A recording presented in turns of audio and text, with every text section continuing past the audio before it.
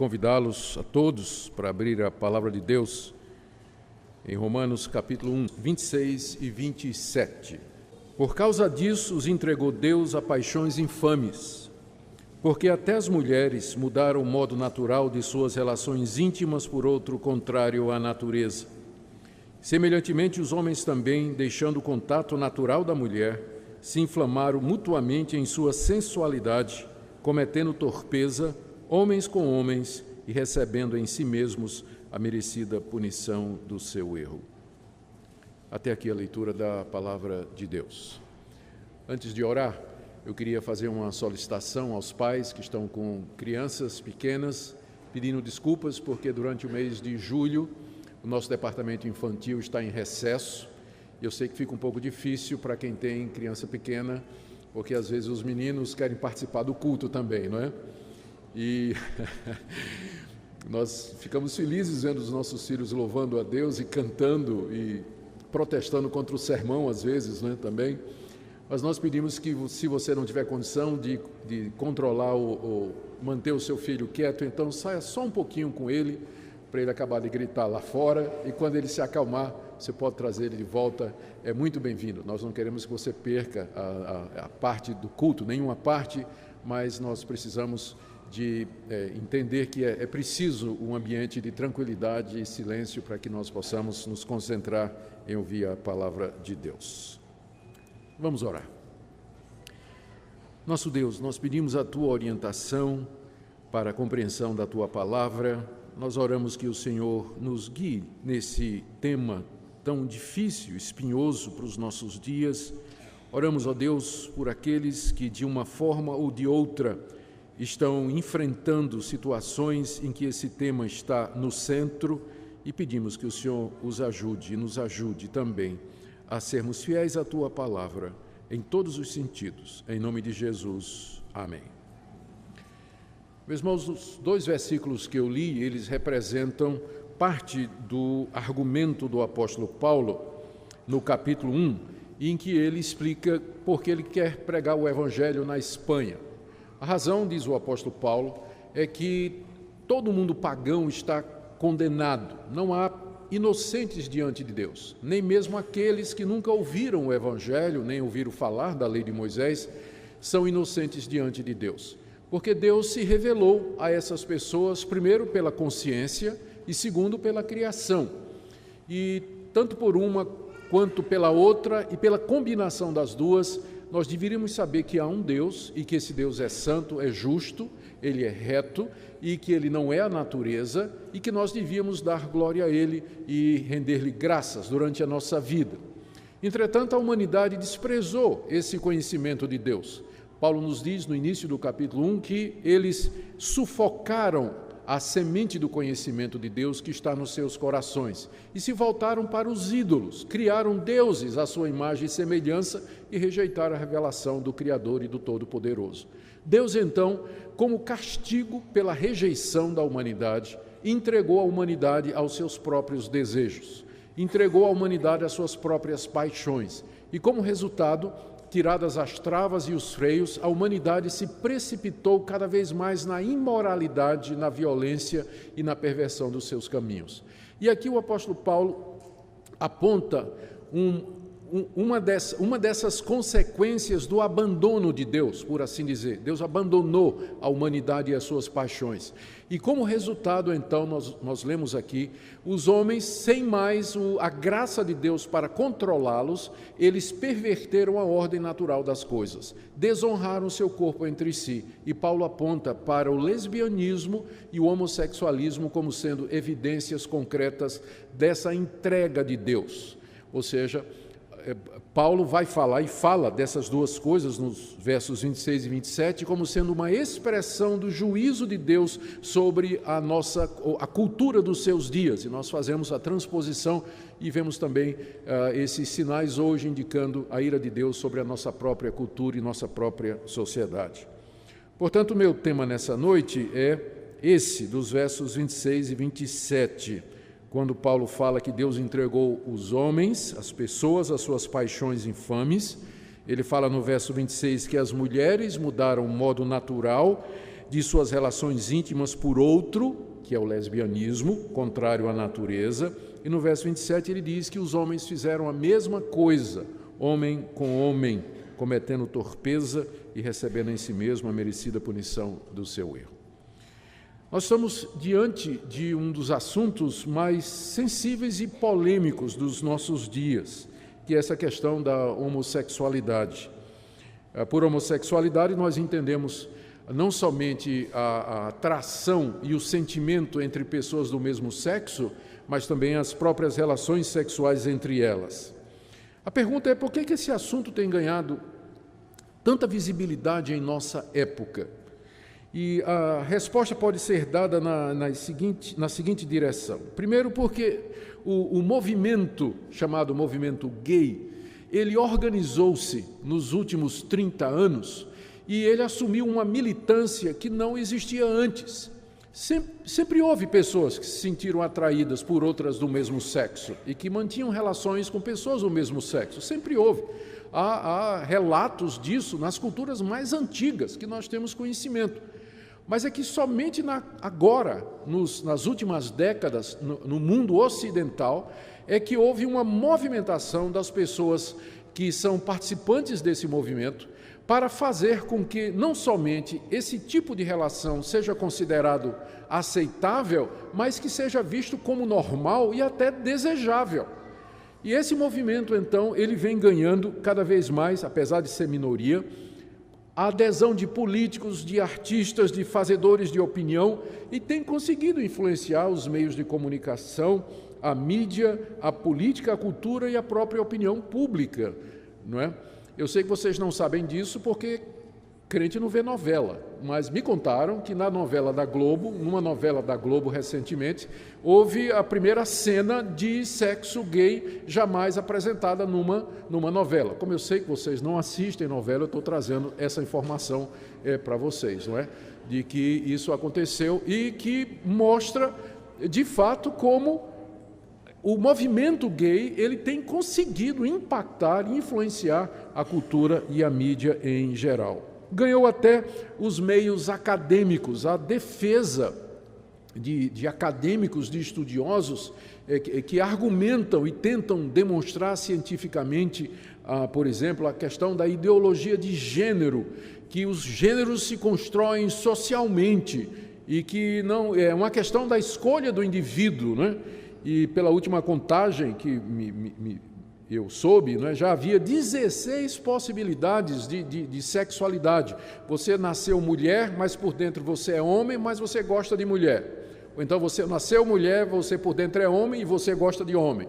Aí o contrário, você nasceu homem, mas por dentro é mulher e gosta de mulher. Então são 16 possibilidades. Antigamente tinha um velho marque, né, quando a gente chegava no hotel, tinha dizendo assim, marque o sexo. Aí tinha uma caixinha M e outra caixinha F, né, ou masculino ou feminino. Hoje vão ter que colocar 16 caixinhas, né, para que você marque qual é a sua identidade, né, sexual. Como resultado exatamente dessa movimentação que existe hoje em todo lugar no mundo ocidental com relação à questão da sexualidade. Mas até aqui os cristãos poderiam dizer é uma questão da pessoa diante de Deus e nós respeitamos as opções que as pessoas tomam na vida e tudo mais. Mas a questão é que esse movimento, o movimento organizado, ele tem feito ataques cada vez mais ousados contra o cristianismo e contra a família e contra os padrões tradicionais das culturas ocidentais que foram influenciadas pelo cristianismo. Para começar, eles conseguiram rotular todo pensamento contrário como sendo discurso de ódio. Então, se você disser, eu não concordo com o homossexualismo, já é rotulado de homofobia. Nós não temos nem o direito de dizer que, na minha opinião, na nossa opinião, né, a gente respeita as pessoas, ama as pessoas, quer tratá-las todas por igual. Mas se você disser que a homossexualidade está errada, já vem o rótulo de homofóbico ou discurso de ódio. Então, eles vêm conseguindo emplacar isso na cultura, na opinião pública. Outra coisa que eles têm feito é tentado culpar o cristianismo pela perseguição e violência contra os homossexuais, porque dizem que a igreja, ao considerar a homossexualidade como errada, provoca nos fiéis uma organização ou um desejo de combater o homossexualismo até na base da violência. Há pouco tempo, quando houve aquela tragédia numa boate gay em Orlando, em que uma pessoa matou dezenas de gays lá a tiro, aqui no Brasil um conhecido deputado começou a dizer que a culpa era dos evangélicos. Os evangélicos, porque eles dizem que é errado, não é? E aí as pessoas vão combater aquilo que é errado e querem resolver isso. Alguns vão ao extremo e fazer isso e usam da violência para combater, não é? Esquecidos de que quem promove massacre de pessoas assim não é o cristianismo que tem feito isso, de forma nenhuma. Ao contrário, muitos desses crimes são feitos por homossexuais que brigam entre si. Muitos desses chamados crimes de homofobia é praticado por outros homossexuais que acabam se desentendendo e assim por diante. Mas a mídia, consistentemente, ela vem fazendo essa campanha, escolhendo a maneira como dá a notícia para dizer que se um homossexual ele foi agredido ou ele foi atropelado, que é homofobia. E às vezes não é nem isso, de fato, que está acontecendo, não é? Mas, e agora, e mais recentemente, entre outras tentativas, né, que esse movimento ativista tem feito, vem de criminalizar a opinião.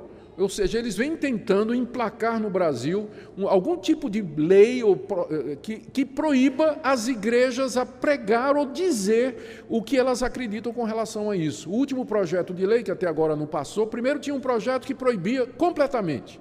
Depois eles viram que não passava e fizeram uma alteração. O primeiro projeto era o PL 122 de 2006. Esse não passou. Depois eles tentaram fazer uma composição dizendo o seguinte: não, os evangélicos podem dizer que o homossexualismo ou homossexualidade está errada, mas dentro do templo, dentro das igrejas, fora não pode. Então, por exemplo, esse sermão que eu estou pregando aqui não poderia estar sendo transmitido pela internet para o mundo todo, como está sendo agora, se aquela lei passasse. Não é? Porque dizia que se for falar desse assunto é só dentro do templo. E é claro que a dificuldade que eles estão encontrando para passar é que a Constituição brasileira assegura liberdade de crença, liberdade de consciência e liberdade religiosa. Então está na nossa Constituição, são direitos civis fundamentais, mas há essa tentativa constante, organizada e persistente de criminalizar a opinião a respeito desse assunto. Os cristãos, eu acredito, eles respeitam a decisão de cada pessoa. A gente sabe que cada um dará contas de si mesmo a Deus. Se uma pessoa quiser seguir esse caminho, é uma decisão que ela vai tomar e nós vamos respeitar essa opinião, a posição. Mas eu tenho o direito de dizer que eu considero aquela atitude como qualquer outra, ou como qualquer outra coisa da vida. Eu posso dizer que eu não concordo, que eu acho errado, que esse tipo de comportamento ou de atitude, ela vai contrário àquilo que eu acredito. Chama-se liberdade de expressão, que o movimento vem tentando tirar, rotulando a nossa opinião sobre isso de discurso do ódio.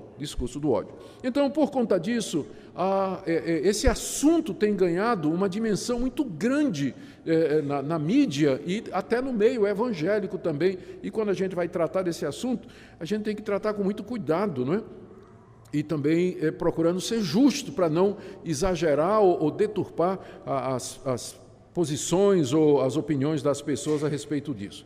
Infelizmente, um número grande de igrejas evangélicas ao redor do mundo se renderam à pressão desse movimento. Nos Estados Unidos, a igreja mãe da Igreja Presbiteriana do Brasil, que é a PCUSA, Presbyterian Church of America, of United States, eles já de algum tempo atrás, eles cederam à pressão e eles passaram a considerar a prática homossexual como sendo normal e uma opção de cada um.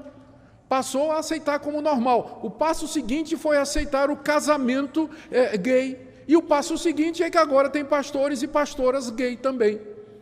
não é? Lá na Igreja Presbiteriana dos Estados Unidos, que foi a igreja de onde veio a nossa. Apenas para deixar muito claro, porque de vez em quando o pessoal fica pegando no meu pé, não é? E no pé de vocês também. A Igreja Presbiteriana nos Estados Unidos, a Igreja Presbiteriana aceita esse tipo de coisa. Você tem que dizer, não é a mesma coisa da Igreja Presbiteriana do Brasil. Nós rompemos com essa igreja em 1950. Ou seja, faz mais de 50 anos que nós não temos relacionamento nenhum com essa igreja. Não temos relacionamento. É outra denominação que a gente nem considera como igreja irmã, não é, por conta dessas atitudes que ela vem tomando. Mas também muitas igrejas metodistas, igrejas luteranas, igrejas episcopais e outras igrejas, elas vêm cedendo à pressão e vêm aceitando o casamento gay, vêm aceitar. Agora mesmo a Igreja Batista teve uma confusão, porque teve uma Igreja Batista que fez um casamento gay, e a Convenção Batista se reuniu e discutiram durante um tempo, acabaram desligando a igreja da Convenção Batista, não é? Acabaram desligando, mas já começou também no meio batista e em outros meios também, e infelizmente a pressão é muito grande. Surge a chamada teologia inclusiva, que é uma tentativa de teólogos do movimento de explicar que a Bíblia não proíbe a homoafetividade e que nós estamos muito enganados quando a gente lê passagem como essa que nós estamos aqui, que nós temos diante de nós, e que Deus é amor. Será que Deus vai me rejeitar só porque eu gosto de uma pessoa que tem o mesmo sexo que eu tenho? Não é? Deus vai me rejeitar por conta disso? Será que não existe coisa mais séria com a qual Deus deveria estar ocupado, em vez de ficar me marcando só porque eu nasci assim, que eu sinto essa atração por pessoas do mesmo sexo? Então, esses teólogos, eles tentam justificar à luz da Bíblia, né? E chega ao extremo de dizer que Davi e Jonatas, né, tinham aquela relação homoafetiva, porque numa certa passagem Davi diz assim, Jonatas, o teu amor é melhor do que o amor de mulheres. Ao pessoal, olha aí. Um dos estragos do movimento gay é que acabou com a amizade entre pessoas do mesmo sexo. Eu me lembro da época em que as meninas andavam na rua, de braço dado, e ninguém levantava suspeita, era muito normal. Os rapazes estarem juntos, saírem juntos, sentarem juntos, bater papo, se abraçar, beijar no rosto e tudo mais, ninguém dizia nada. Hoje em dia, você andou muito junto, perto do seu colega, o pessoal já olha assim. Então, o movimento conseguiu acabar com essa coisa bonita, que é a amizade entre pessoas do mesmo sexo, que era a amizade que Davi tinha por Jonatas. Chega ao ponto de dizer que Jesus e João tinham também essa relação. Porque na noite em que foi traído, diz lá que Jesus foi traído, João encostou a cabeça no ombro de Jesus e perguntou, quem é o traidor? Está vendo? Eles dizem. Mas houve uma época em que um rapaz podia encostar a cabeça no ombro de outro e era perfeitamente normal. É que os nossos olhos foram mudados por causa da pressão do ativismo gay. Nós passamos a ver maldade onde ela não havia e passamos a enxergar determinadas coisas onde elas nunca estiveram antes. Nunca estiveram antes. Infelizmente, então, isso vem acontecendo. Bom, o que está em jogo realmente para os cristãos que creem na Bíblia como a palavra de Deus é essa questão. Como é que então nós devemos encarar a questão da homossexualidade? E meu objetivo nessa noite é expor o que o apóstolo Paulo escreveu sobre este assunto aqui nessa passagem. O verso 26 e 27 do capítulo 1 da carta aos Romanos tratam exatamente desse assunto. Antes de começar a exposição do texto, deixe-me limpar o terreno e esclarecer aqui alguns pontos sobre o que o Paulo está dizendo e, na verdade, o que é que ele não está dizendo.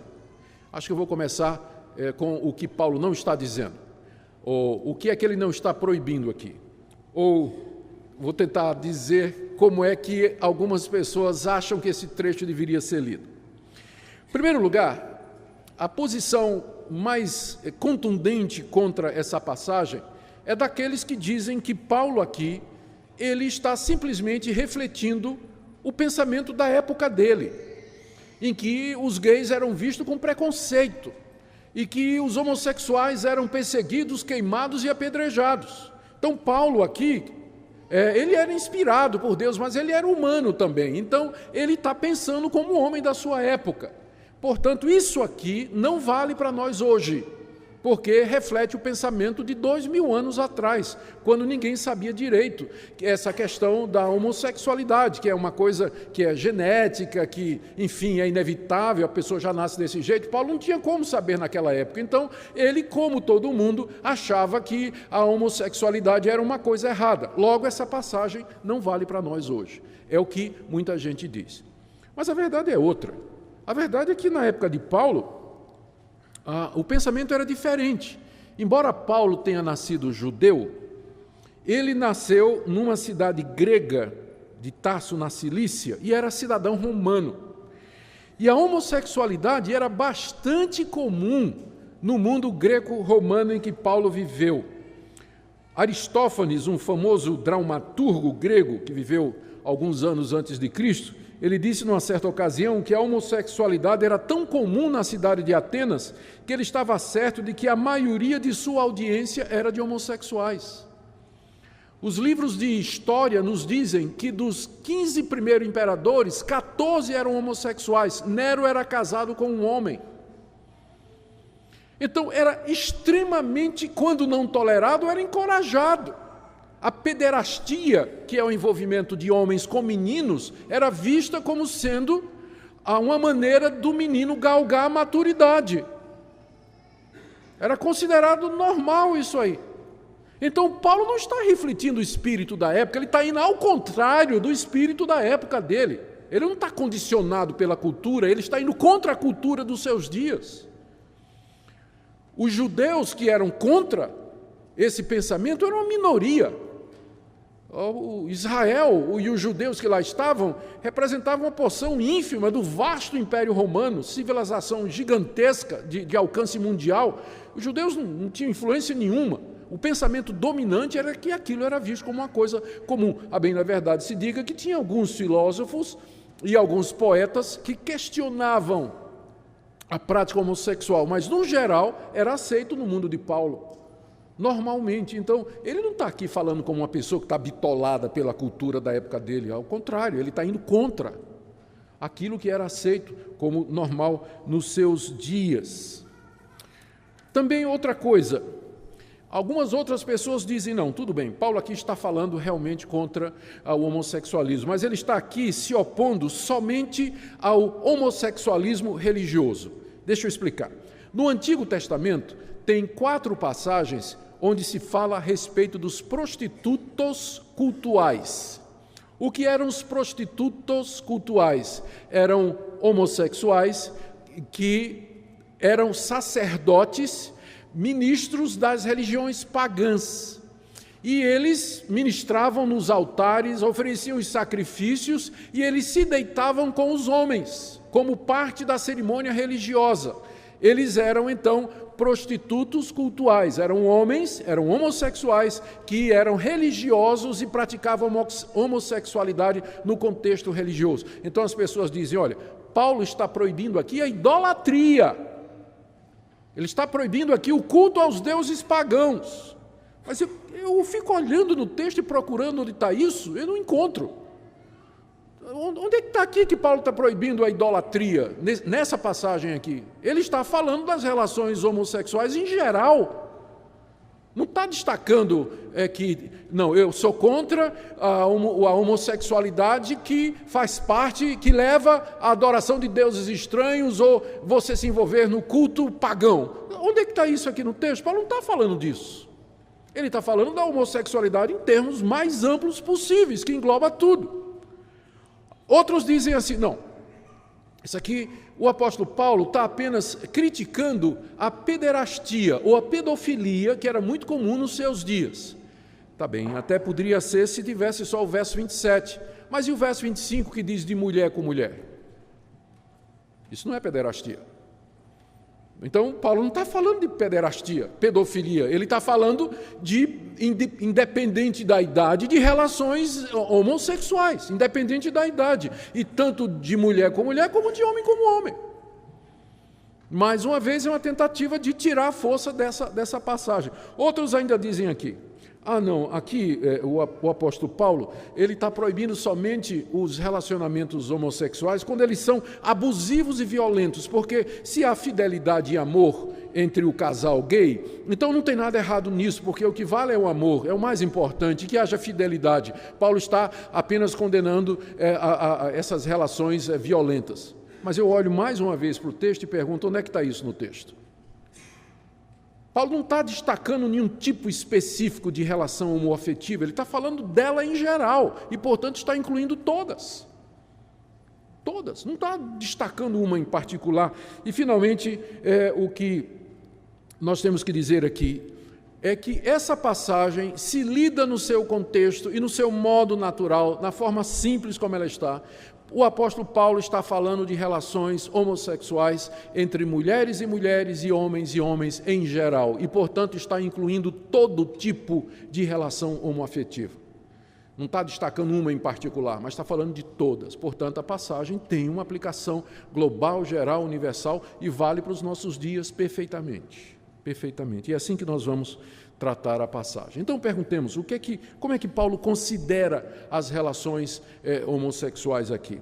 Primeiro, não há dúvida nenhuma que Paulo considera como sendo uma prática antinatural e, portanto, errada, portanto, pecaminosa. Veja como ele se refere a essa prática. Primeiro, no verso 24, ele diz: por isso Deus entregou tais homens à imundícia pelas concupiscências de seu próprio coração, para desonrarem o seu corpo entre si. Ele está se referindo exatamente ao lesbianismo e ao homossexualismo. Paulo diz que isso é uma desonra para o corpo. O verbo desonrar, que ele usa aqui no verso 24, significa tratar alguém ou alguma coisa de maneira indigna, de forma imerecida ou imprópria. E no caso a referência é o meu corpo. Deus nos deu um corpo e Deus criou esse corpo com uma finalidade e com um propósito, que é o relacionamento heterossexual monogâmico dentro do casamento. Então, o que for fora disso, desonra o corpo. Ele não foi feito para isso. Você está dando a ele um tratamento indigno.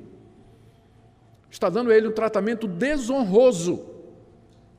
Segunda coisa, Paulo se refere à prática homossexual, no verso 27, como sendo uma inflamação na sensualidade. Veja o verso 27. Semelhantemente, os homens também, deixando o contato natural da mulher, se inflamaram mutuamente em sua sensualidade, homens com homens. Paulo chama, então, essa atração de homem com homem e a consequente relação entre eles como sendo uma inflamação. Essa é uma palavra na língua grega que significa um sentimento tão forte que a pessoa se sente consumida por um fogo. O desejo é tão grande que ela está fervendo de vontade, se a gente quiser usar uma expressão mais corriqueira. A versão da Bíblia na linguagem de hoje traz assim: os homens se queimam de paixão uns pelos outros. E essa paixão aqui, que queima, ela é errada não por causa da sua intensidade, mas é porque é mal dirigida. É de homem para homem. O homem deveria se inflamar e queimar de paixão por uma mulher, mas ele faz isso por outro homem. Paulo, então, considera como sendo uma inflamação, dirigida, não é, para o alvo errado. No verso 27 ainda, ele se refere a esse relacionamento como sendo torpeza. Está vendo aí no verso 27? Cometendo torpeza. Torpeza significa uma atitude vergonhosa, ou como é traduzido na Nova Versão Internacional, um ato indecente. Ou, finalmente, ainda no verso 27, no final dele, ele diz que esses homens recebem em si mesmos a merecida punição do seu erro. Então, é evidente, é claro que não há dúvida nenhuma, se você for tomar a Bíblia como ela está e como ela nos diz, não há o menor questionamento. A prática homossexual é vista como sendo errada. Não tem como torcer essa passagem. Aquelas tentativas que eu mencionei no início, que Paulo não está falando disso, que Paulo não está falando aquilo, elas todas caem por terra diante da clareza do texto, da sua simplicidade. Paulo está afirmando com muita clareza: isso é errado. Isso é errado, é pecado diante de Deus. Mas a gente pergunta, mas Paulo não estaria sendo incoerente? Algumas pessoas perguntam, né? Paulo não está sendo incoerente? Porque lá no Antigo Testamento está dizendo mesmo, por exemplo, lá em Levítico, capítulo 20, né? Que o homem que se deitar com outro como se fosse mulher está cometendo abominação. Só que essas pessoas dizem, está lá dizendo também que tem que ser apedrejado. Então, não está sendo Paulo incoerente, porque ele está pegando uma parte e deixando outra. Ele devia dizer também que era para apedrejar os homossexuais, e Paulo nunca disse que é para fazer isso. Mas é de uma capciosidade impressionante esse tipo de argumentação, que ignora a distinção clara que o Novo Testamento faz entre aquilo que é moralmente errado e a aplicação de penalidades que estavam relacionadas com a nação de Israel. Então, as leis que manda apedrejar bruxa, feiticeiro, homossexual, menino desobediente, sabia disso? Que tinha uma lei que dizia que se o menino for muito desobediente, ele tem que ser apedrejado, né? Vocês estão ouvindo, né, molecada? O pessoal está ouvindo aí. Tudo bem. Então, antigamente em Israel, né, a lei civil determinava o tipo de punição. Mas a lei de Israel não passa para a igreja. A igreja não é uma nação.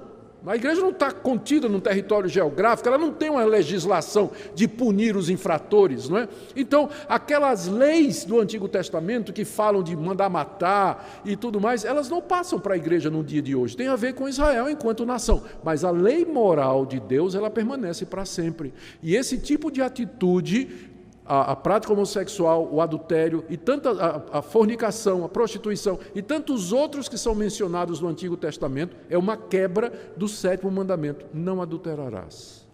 E a lei de Deus permanece para sempre. Então, esse pessoal que diz assim, Paulo está sendo incoerente, por que não pega tudo do Antigo Testamento? Ignora de propósito essa distinção clara que nós encontramos na própria Bíblia. O Novo Testamento preserva a lei moral de Deus revelada no Antigo, mas rejeita a lei civil, diz que ela se cumpriu, ela tinha um propósito, não tem nada mais a ver com o povo de Deus. Aí vem a pergunta, por que a homossexualidade está errado? Não é? Por que está errado? E a resposta, quando nós lemos aqui o texto, é que o apóstolo Paulo nos diz que está errado porque é contra a natureza. Não é isso? Você vê no verso 26 que as mulheres mudaram o modo natural de suas relações íntimas. Qual seria o modo natural das relações íntimas da mulher? É ter relações íntimas com um homem. Mas as mulheres mudaram o modo natural e passaram a ter relações com outras mulheres. Então, esse é o primeiro ponto. No verso 27, Paulo, agora se referindo ao homem, diz assim, que eles deixaram o contato natural da mulher. E aí, se inflamaram com homens, e isso aí é um contato não natural. Então, esse é o ponto, esse é o problema. É contra a natureza. Não foi assim que Deus criou. Quando Deus criou o mundo, Deus criou o primeiro casal, e ao criar um homem e uma mulher, ele estabeleceu o padrão do que é natural. Natural é um homem e uma mulher, casamento monogâmico, heterossexual. Da mesma forma que adorar a criatura em vez do Criador é uma perversão da revelação, a homossexualidade é uma perversão da ordem natural das coisas. E é isso que Deus, é essa comparação que está aqui. Da mesma sorte que a humanidade perverteu a revelação que Deus fez de si mesmo e adorou a criatura em vez do Criador, Deus os entregou e, como resultado, eles perverteram a ordem natural das coisas. E deu isso aqui que nós estamos lendo agora. Veja também como é que Paulo se refere. Infelizmente, a nossa tradução, os nossos tradutores, eu não sei por que eles não disseram, ou não traduziram assim, mas literalmente o verso 27 está dizendo assim, semelhantemente, primeiro no verso 26 ele diz assim, por isso Deus os entregou a paixões infames, porque até as suas fêmeas no original, traduziram como mulher, mas para nós hoje tem uma diferença muito grande por causa da ideologia de gênero, não é? Então você pode ser fêmea de nascimento, mas mulher é uma construção social. Mas é interessante que Paulo está dizendo aqui, quando ele se refere às mulheres, ele se refere como as fêmeas, verso 26, mudaram o modo natural de suas relações íntimas. E quando chega no verso 27, semelhantemente os machos. Eu não sei por que a nossa tradução colocou mulheres e homens, porque perde um pouco da força do original, não é?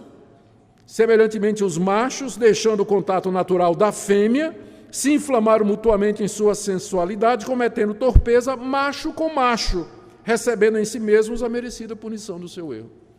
Então, Paulo, ao tratar dessa questão, ele vai logo na questão biológica de definição. É macho e fêmea, não tem meio termo. E o problema é quando essa ordem é invertida. O problema é quando essa ordem é pervertida, que dá nisso aí. É nisso que consiste, então, o pecado, o erro, que é uma perversão da ordem natural, uma mudança, uma alteração da ordem natural. E de onde vem essa mudança? E por que as pessoas fazem isso? Paulo aqui, ele não está dando uma resposta, ele não pretende responder essa questão aqui. Ele entende com muita clareza que a origem disso é a concupiscência do coração do homem, como ele diz no verso 26. Por isso, Deus os entregou a paixões infames. Então, essas paixões já havia no coração. O que faltava agora era ela se espalhar para o corpo. E uma vez que Deus tirou o pé do freio e tirou as travas, então o coração do homem foi até onde queria ir. E como resultado houve essa mudança da ordem natural. Então, olhando dessa perspectiva, a prática homossexual, a homossexualidade, é um problema que acontece no coração. É o resultado da corrupção do coração humano que está agora liberada porque Deus retirou a sua graça. Só que essa liberação é uma liberação punitiva. É o resultado da reação de Deus porque a humanidade rejeitou o conhecimento, a descoberta que ele fez de si mesmo na consciência e na criação. Então, a origem é essa, é o coração do homem. Veja como Paulo se refere a paixões infames, no verso 26, e também fala da concupiscência do coração, no verso 24. Fala de inflamação mútua, ou seja, essas coisas primeiro acontecem no coração, para depois, então, se tornarem uma prática, não é? Agora, é claro, hoje, nós sabemos que nesse processo, né, em que as pessoas abraçam a homossexualidade, tem alguns fatores externos que precisam ser considerados. Por exemplo, a educação dos pais. Tem pai que de propósito já cria o filho nem homem nem mulher. Vocês sabem disso, né? De vez em quando aparece aí na mídia um casal, especialmente lá nos países da Europa, que cria um menino sem definição, ou a menina sem definição de sexo. Então tem casais que, comprando a mentalidade da época, vão nessa onda de ideologia de gênero e dizem assim, vou deixar meu filho decidir quando ele tiver 10 anos o que é que ele vai ser. Então, até lá, eu vou tratar ele como menino e como menina ao mesmo tempo, ou nenhum dos dois. Não sei. Algumas escolas estão querendo isso, a gente sabe. Uma boa notícia é que a Associação Nacional dos Juristas Evangélicos, da qual eu tenho o privilégio de fazer parte, nós conseguimos uma grande vitória lá em Niterói recentemente, derrotando ideologia de gênero na Câmara. Eles queriam colocar nas escolas públicas e, graças a Deus, foi derrotado. Estamos brigando no que a gente pode, mas a luta é grande, né?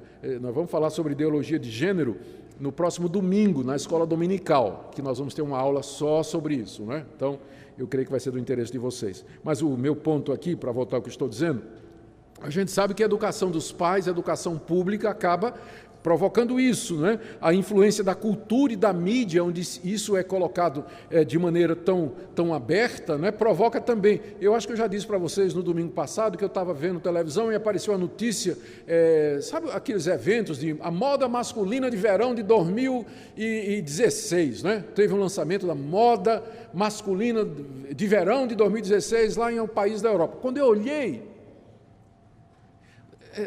era tudo, de homem não tinha nada, não tinha, os modelos tudo afeminado, com roupinha afeminada, coladinho assim, com aquele jeito, né? Uma moda masculina. É a cultura, é a época, é assim. Então é natural que num ambiente desse a criança fique confusa, o adolescente fique confuso. Então, pode acontecer que alguns até vão por um caminho, até por curiosidade, né, para saber o que é aquilo, o que é que isso representa, e dá uma dor de cabeça aos pais, né, muito grande.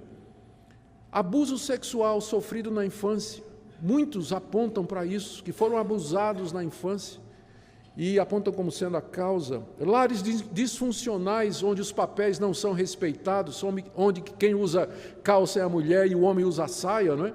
Então, em lares disfuncionais assim, onde os papéis não são bem definidos, a criança cresce confusa sem saber realmente, e é difícil. Pensa no menino, como é hoje. O menino nasce, é uma parteira, com exceção se nascer aqui na igreja, que nós temos bons médicos aqui que trabalham na área de parto. Tá certo? Não vou dizer o nome dele, não. Então, ele nasce é uma parteira. Quem vai cuidar dele é uma enfermeira. Quando ele for para a escola, a escolinha, vai ser uma professora. Quando ele entrar na universidade, vai ser uma doutora orientadora dele. Quando ele arrumar um emprego, vai ser uma patroa. Não é isso? E quando casar, vai casar com a mulher. E sabe quem vai fazer o casamento? Uma pastora. Cadê o modelo masculino para esse menino? O pai omisso em casa? Qual o modelo de homem que esse menino tem para dizer, eu quero ser homem, eu quero ser isso aí, ó? Cadê? Ele não sabe o que é ser homem. Nos Estados Unidos, os evangélicos têm um movimento chamado Promise Keepers, guardadores da promessa. É um movimento muito grande. Sabe qual é o objetivo desse movimento entre os evangélicos? Reunir os homens e dizer, nós vamos dizer a vocês o que é ser homem. Tem que ensinar os homens o que é ser homem hoje. Porque de um lado você tem o machismo, que deturpa o papel do homem, dizendo que o homem é machão, violento, bate em mulher e tudo mais, que é uma aberração, é pecado, do mesmo jeito. E do outro lado, o homem cresce feito um banana. Não tem masculinidade nenhuma. É feminado. Fica sem modelo. E quando tem esses modelos, às vezes é um modelo ruim na família. E o resultado é isso que nós estamos vendo aí. Então, há todos esses fatores externos, né? E mais recentemente, e algum tempo atrás, isso já está sendo abandonado, começaram a dizer que isso é um problema, né? Que isso é uma tendência que a pessoa nasce com ela. Agora, nós temos que decidir, porque eu não sei mais o que eles estão pensando. Porque, primeiro, de um lado, você vê gente dizendo, não, o homossexual, ele nasce homossexual. Mas agora estão dizendo que não, que é uma questão de escolha. É uma questão de gênero, ou seja, você nasce de um jeito, mas depois você pode escolher ser outra pessoa. Então, a gente não sabe nem o que estão pensando agora. Nasce assim ou não nasce? Porque se nasce, não tem isso de ideologia de gênero. E se ideologia de gênero é verdade, então não é uma coisa de nascimento. Fica essa confusão toda que estão trazendo e discutindo aí, não é? Então, meus queridos, nós não podemos ignorar esses fatores, mas uma coisa também, não tem nada errado nós reconhecermos que tem gente que vai por esse caminho, por criação, foi abuso na infância, influência dos amigos, a moda, nós não estamos negando isso, mas uma coisa que nós queremos que também não seja negado é que esse é um problema que começa aqui. É um problema do coração, é um problema da corrupção do coração humano. O texto é muito claro, a palavra de Deus é muito clara a respeito desse tipo de coisa. E nós precisamos estar atentos e claros com relação a isso. Finalmente, qual o castigo que Paulo menciona aqui para a prática homossexual? Ele mencionou no final do verso 27, não é? Homens com homens, recebendo em si mesmos a merecida punição do seu erro. Paulo se refere aqui a uma punição que é recebida ao mesmo tempo das relações. Diz que é merecida e que é neles. Existem várias possibilidades. A própria degradação moral que a pessoa experimenta, e não se iluda, embora o nome seja gay, e a palavra gay significa feliz e alegre em inglês, isso não retrata a vida de muitos deles. Isso não retrata a vida de muitos deles que sofrem e têm problema de depressão, problema de identidade, uma luta muito grande. Então, pode ser uma referência a alguma forma de flagelo, dor espiritual, psicológica ou física, a própria degradação é que a pessoa se submete a fazer uma coisa que não é natural, por mais que ela queira pensar que está fazendo uma coisa natural. Mas há consequências para esse tipo de procedimento. Encerro fazendo a seguinte pergunta: o que é que o texto nos ensina? Eu vou começar com algumas afirmações e terminar com as negações. O texto afirma que sexo e gênero são definidos biologicamente, macho e fêmea, são definidos na criação. A gente é aquilo que a gente nasceu. É claro que a sociedade e o convívio com os pais vai nos ajudar a confirmar isso, a amadurecer e sermos aquilo que já somos por nascimento, verdadeiros homens e verdadeiras mulheres. Esse é o papel da família e o papel da sociedade, desenvolver aquilo com que nós já nascemos. Então, nós não podemos aceitar a ideologia de gênero. Segundo, nós afirmamos que a homossexualidade ela não é genética e, portanto, ela não é irresistível, mas é uma decisão que o indivíduo toma. Terceiro, a vasta aceitação, prática e defesa da homossexualidade em nossos dias mostra o juízo de Deus sobre nossa geração. Quarta afirmação, há perdão e libertação no Evangelho. O apóstolo Paulo, escrevendo aos Coríntios sobre esse mesmo assunto, no capítulo 6, ele afirma ter conhecimento de pessoas que tinham sido assim, mas que foram mudadas. Não sabeis que os injustos não herdarão o reino de Deus? Não vos enganeis, nem impuros, nem idólatras, nem adúlteros, nem efeminados, nem sodomitas, nem ladrões, nem avarentos, nem bêbados, nem maldizentes, nem roubadores herdarão o reino de Deus. Tais fostes alguns de vós. Ou seja, Paulo conhecia gente que tinha sido sodomita, efeminado, praticante da homossexualidade. Paulo conhecia alguns, tais fostes alguns de vós, mas vós vos lavastes, mas vós fostes santificados, fostes justificados em nome do Senhor Jesus Cristo e no Espírito do nosso Deus. A mudança, a perdão, a libertação, a transformação. E o que isso tem a ver conosco em termos práticos? E eu queria que você pensasse nas seguintes coisas aqui, e eu agora estou fechando mesmo, não é? Vou fechar mesmo. Eu queria que todos nós prestássemos atenção nesse ponto. Note que o apóstolo Paulo não está tratando a homossexualidade como sendo o pior pecado de todos. Veja que, a partir do verso 28, que nós veremos mais adiante na próxima vez, Paulo dá uma lista de quase 20 atitudes que ele considera igualmente como sendo erradas. Nunca no Novo Testamento a questão da homossexualidade é tratada isoladamente, mas sempre em conjunto com outros comportamentos. Por isso é muito errado a gente olhar para a homossexualidade como sendo pecado sem perdão. E algumas das reivindicações do movimento estão corretas, às vezes a igreja é homofóbica mesmo. Ela rejeita mesmo, ela não aceita, às vezes na própria família, vê como sendo uma coisa odiosa, que tem que ser combatida. A Bíblia não nos ensina que a homossexualidade é o pecado sem perdão. Só tem um pecado sem perdão na Bíblia, que é a blasfêmia contra o Espírito Santo. E a homossexualidade não é esse pecado. Há outros pecados que a Bíblia trata: prostituição, adultério, fornicação, que é sexo entre gente que não é casada, trata com o mesmo rigor. Então é muito errado quando a igreja elege essa atitude aqui como sendo o ápice, o clímax de todos os pecados de imoralidade. Está errado isso. Nós temos que chamar o arrependimento todo mundo. Não é só quem está vivendo nessa prática da homossexualidade, mas chamar o arrependimento o adúltero, o imoral, que vive na prostituição, quem trai a mulher, quem trai o marido, o namorado que vai para a cama. Tem que chamar o arrependimento do mesmo jeito. Homofobia está errado. E nós repudiamos qualquer violência feita a uma pessoa só porque ela é homossexual. Repudiamos. Está errado isso. Porque não é assim que a palavra de Deus encara. Então eu queria que você analisasse bem isso, que você pensasse no seu coração a respeito desse assunto. Agora, me deixe dar uma palavra para aquelas pessoas que são crentes em Jesus Cristo, mas que se sentem atraídas e tentadas por pessoa do mesmo sexo. É mais comum do que você imagina. Pessoas que estão na igreja, são crentes de verdade, creem no Senhor Jesus, mas elas sentem essa atração.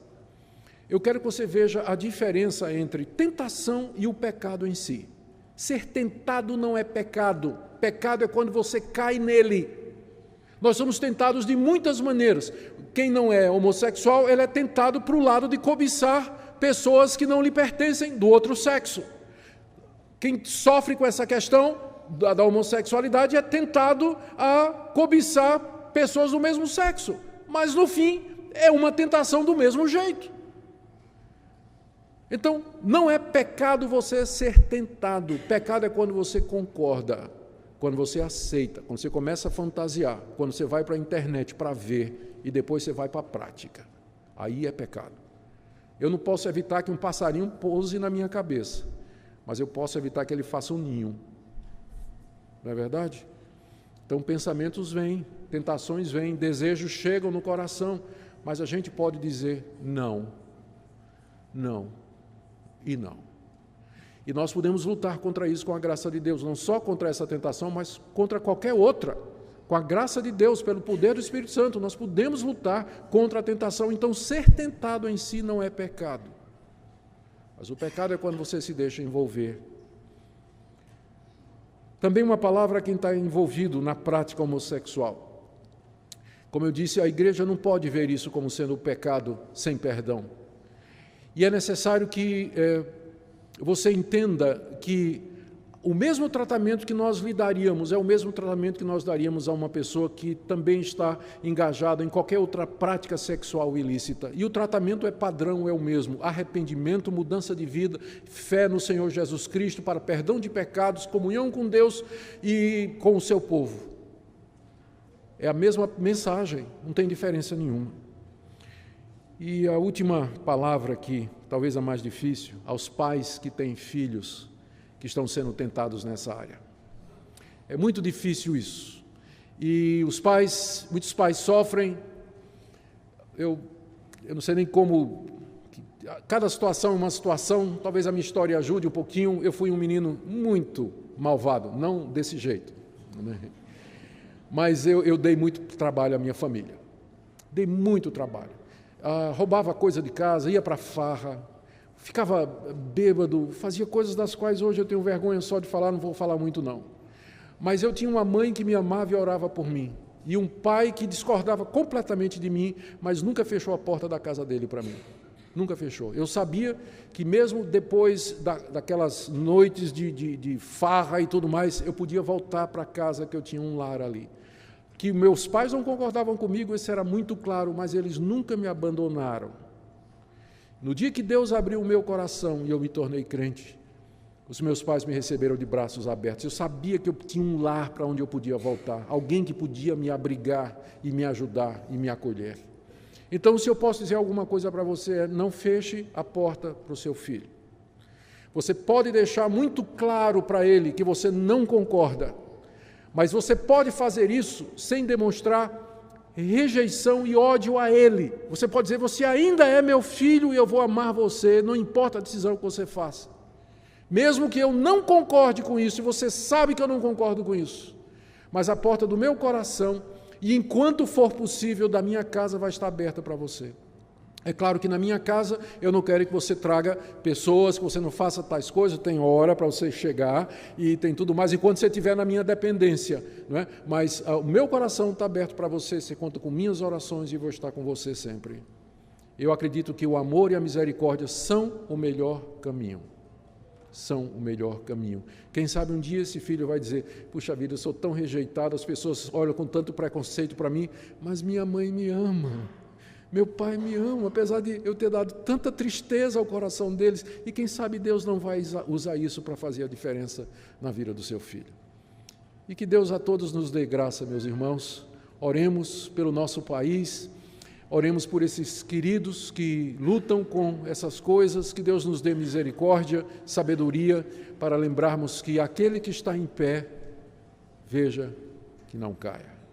Que a graça de Deus esteja com todos nós. Amém. Oremos.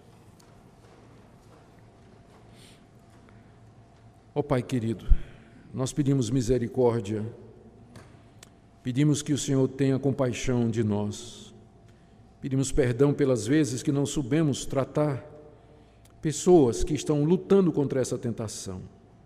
Eu oro pelos pais que têm que lidar com filhos nessa situação. Oro pelos jovens da igreja, adultos, também pessoas casadas que lutam contra essa tentação. Ajuda o Senhor a vigiar e orar para não cair em tentação. Dá-lhes graça e misericórdia. Ajuda, Senhor, o nosso país, tem misericórdia de nós, permita que nós continuemos a ter liberdade de expressão, de religião, de consciência, para que possamos, ó Deus, ser aquilo que o Senhor planejou para nós, uma igreja que é sal e luz do mundo. Graças te damos pela tua misericórdia, em nome de Jesus. Amém.